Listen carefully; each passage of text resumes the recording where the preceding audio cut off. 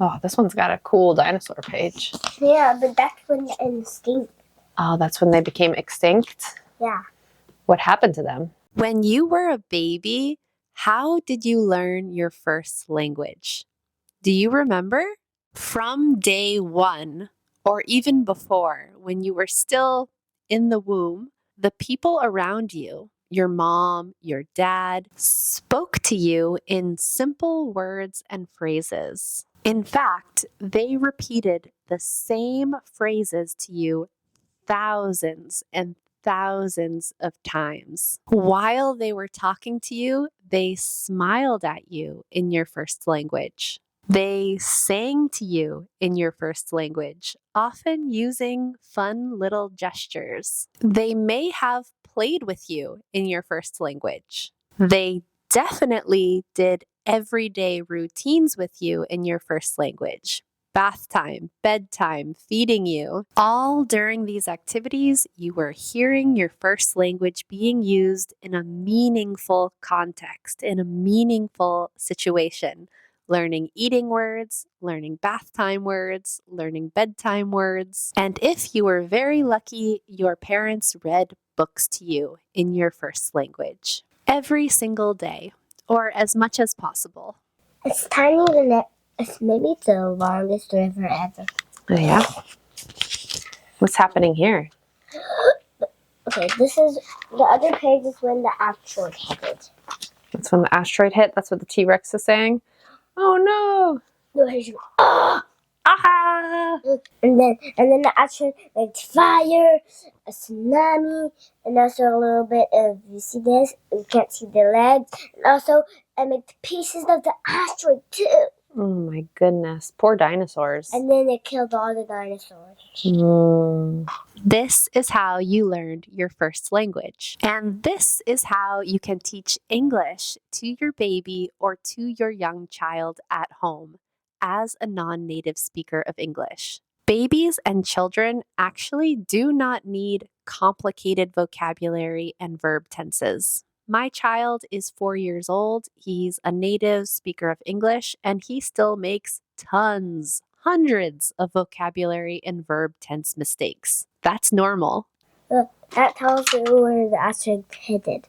Yep, that tells you where the asteroid hit in Mexico. Yeah, in Mexico. In order to learn any language, children need to make thousands and thousands of mistakes. And every day, they need to hear simple phrases and vocabulary repeated consistently. And in my opinion, perhaps most importantly, they need love and connection in that language from their caregivers, from you, from their parents. They need to feel like English is a meaningful, loving part of their connection with you. If you have an intermediate level in English or higher, you can teach English to your little one at home. In fact, you can learn and improve with your child, alongside your child at home.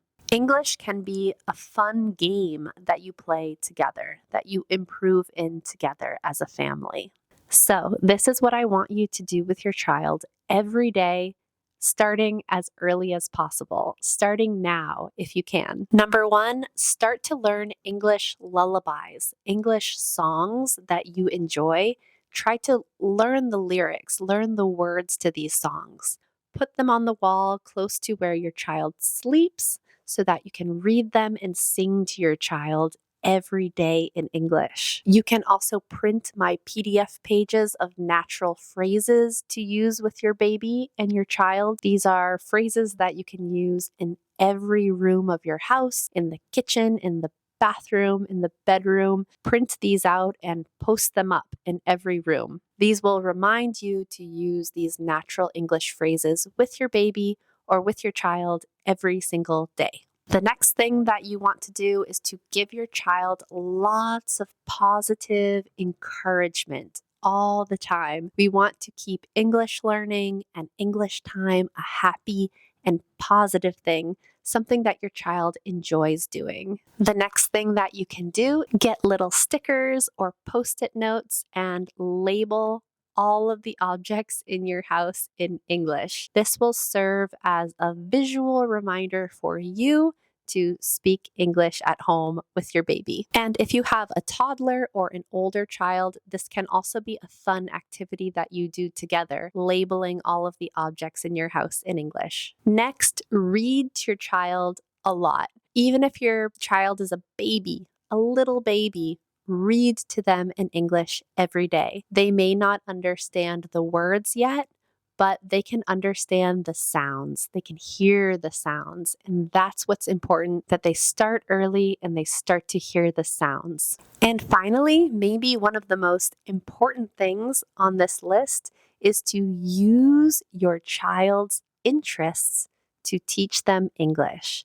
So if your child loves soccer, if your child loves animals, teach your child English using those things. Use English words while you're practicing soccer with them. Teach them all of the animal names and animal sounds in English. Whatever your child's passion is, use that passion to teach them the words in English. Just like us, just like adults, when it's something that we're passionate about and interested in, we are more likely to want to learn it. I am currently working on my painting skills, learning how to paint, and so I am looking for painting videos in French so that I can practice painting and French at the same time. This is what we want to help our babies and our children do as well. If you are a non-native speaker of English, you absolutely can teach your children English from an early age. You can give them a solid foundation in English while they are still babies, while they are still toddlers or preschoolers. If you want to learn more about how I can help you with this, please sign up to my email list in the link down below and watch this video next, where I give you a 30-minute masterclass on how to teach English to your baby at home. And now we don't have dinosaurs anymore? Yep, that's true what happened. It's too bad.